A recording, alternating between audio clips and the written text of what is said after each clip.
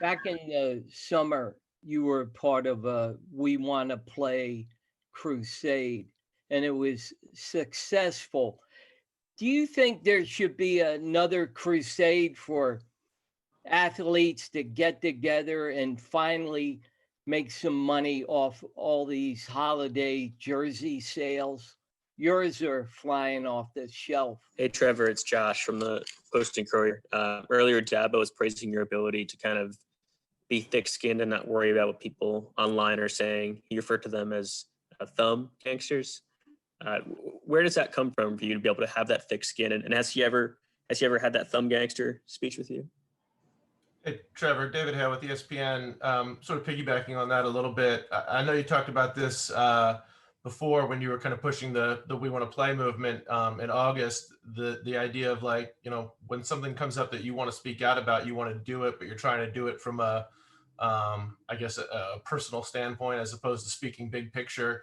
For example, the question that was asked earlier about sort of player compensation and stuff like that. I'm sure people ask you or want you to give a forceful opinion on certain things. How have you balanced sort of what you're comfortable talking about, what you're comfortable putting yourself in the spotlight for, versus when you think maybe, I can say something I know it's going to take it out of context, not just by the average person, but I mean, you've got, a lucrative future to look forward to as well. I know there's the famous Michael Jordan quote about Republicans buy sneakers too. And so that's why he didn't want to be, super outspoken on certain things.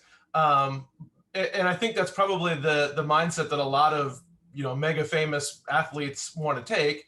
But I remember talking to you probably a couple of years ago where you said, like, I don't want to be known as just a quarterback. I want people to see me as something more than that. Why has it been so important for you to kind of establish who you are beyond just the football field?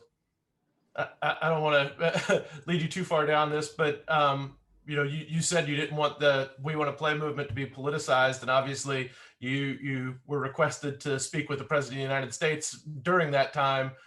Did you have concerns about how that would be taken or how that would go, or I don't know if you talked much about that afterwards.